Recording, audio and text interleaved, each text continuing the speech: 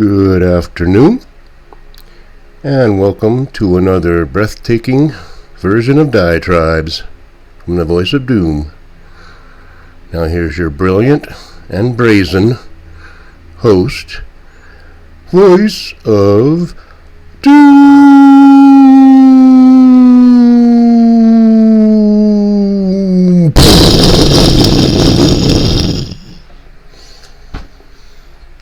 Hello. Okay. I just did a diatribe and I decided to do another one real quick. Even though I said I wouldn't be doing many more. Sometimes I get a flash of brilliance and I want to get it out there before I forget. So I did get a flash of brilliance yesterday. I always do when I'm driving to work, because I listen to the talk radios on the AM dial, and usually it gets me to thinking about politics and about the way the world is, and I suddenly got a flash of brilliance. But I'll leave that till later, do like these other YouTubers and say wait to the end, because I want to talk about a few things. I do a little cleanup on some of the subjects going on, because I didn't really expound or expand too much on some of the recent happenings. Now, Orangey's travails. I have to say that the people who are members of the jury of this current kangaroo court, and I don't want to put down kangaroos, we'll say a sham of a kabuki theater, railroading,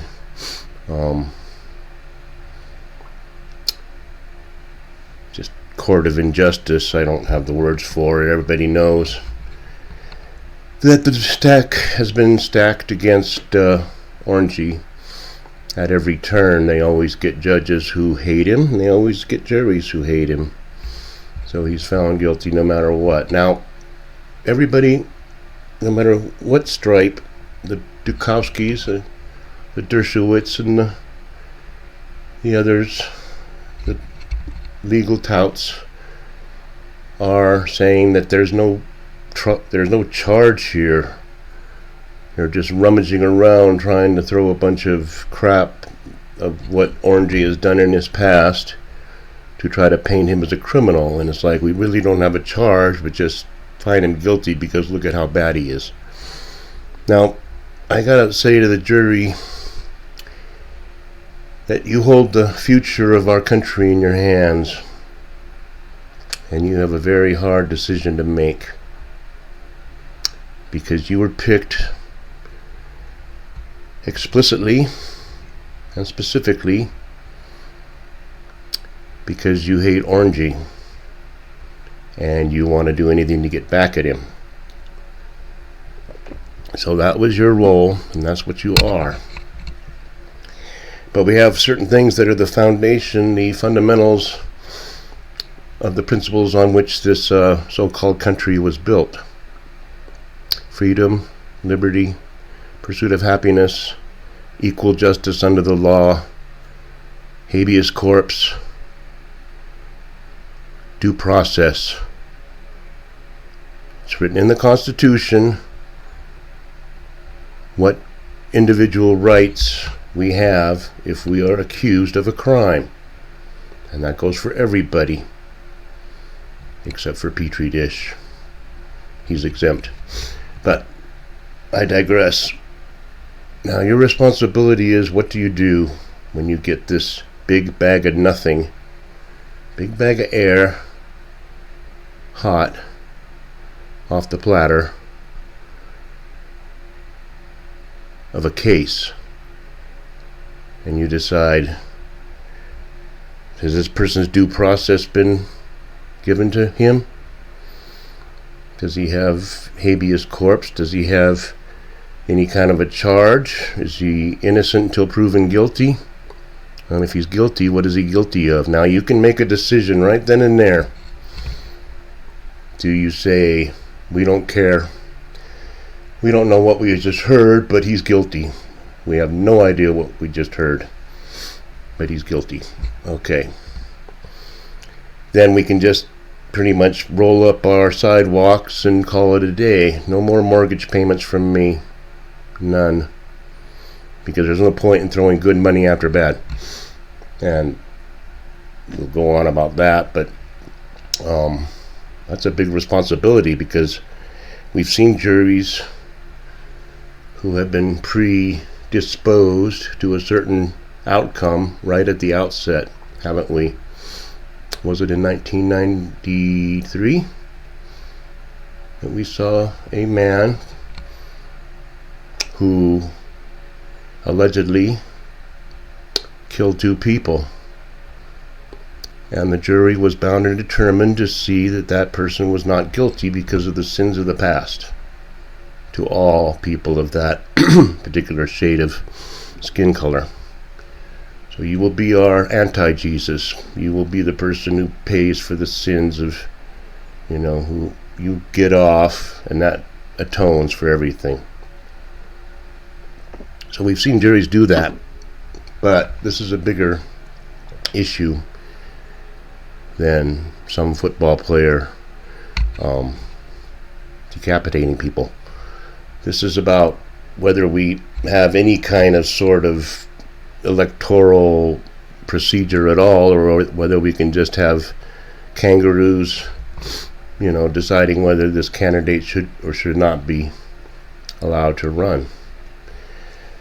So, how does that tie in? Okay, get back to the debates issue now. First of all, the mere idea of seeing Orangey and Petri Dish on the same stage debating the issues will be one of the most watched things in the history of what used to be television.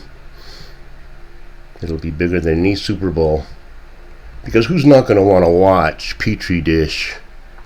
Never mind Orangey. He can say what he wants to say, and he probably will make sense, but we're not allowed to have people like that. But just to watch Petri Dish. Now, Orangey gave his stipulations or his requests on the format of the debates, along with Petri Dish. Now, Orangey didn't ask for no audience, because Orangey loves audiences. Orangey thrives, feeds off audiences. So, that's alright. He didn't say no open mics, because he likes to interrupt. And he didn't say anything about whether it's CNN or MSN or whatever. He just said, I would prefer to have more debates with more moderators that are, not all on the left side of the left. So, he also said, and this is funny because he was alluding to Petri Dish, said, well, the debates must be 2 hours long, and both candidates must remain standing. So, I don't know if Petri got the gist of what he was saying, but most of the time I've seen debates, I've never seen them sitting down in chairs. Never. So I think he was just being facetious. I applaud him for that. But just imagine in your head Petri standing at a podium for 2 hours answering questions. You have a 5-minute response. You have a 3-minute response. Well, when they found my uncle in a pot in New Guinea, whatever.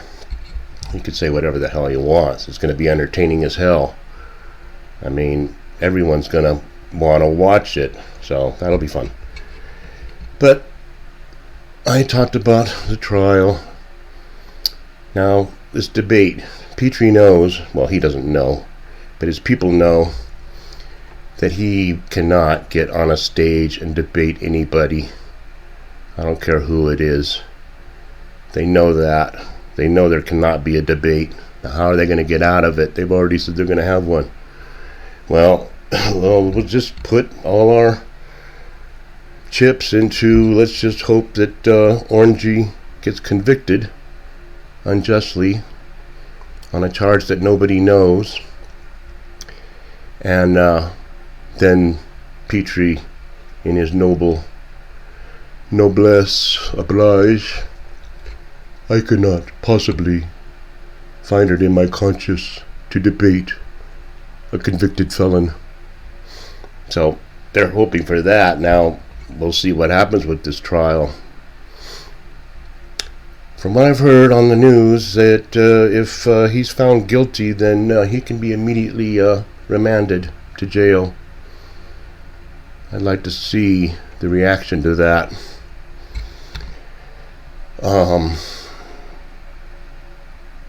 The right doesn't tend to go off the deep end, but when they finally do, it's not going to be good.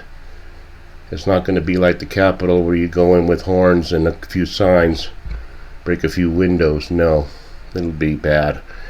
But we'll see. Maybe nobody will react. But here's the brilliance. I was driving along and I'm thinking about all the madness, that everything's insane. And thinking why. And it made me glad that I became a Buddhist, because you learn after many decades of practicing that Buddhism is reason. And even from the outset, I could use Nam-myoho Renge Kyo, the law of cause and effect, to explain almost anything that happens. So it made it very clear, and I had clarity on how I was going to approach every aspect of life. Okay. So I'm thinking, what about this border business? I mean, they just can't keep pumping people in. Well, they can, but people are just being pumped in, and God knows what's becoming of them. Kids are being shuttled off to sex farms, and the adults are being shuttled off to the streets of Chicago and New York, and they're all clutching their pearls and don't know what to do. But we got to keep them, but we got to help them, but we got to give them stuff. Otherwise, what are they going to do? Run around and loot the place? So we give them credit cards, we give them free hotel, whatever. We know all about that. Okay, why? And it dawned on me, everybody's right and everybody's wrong, as Buffalo Springfield said many decades ago.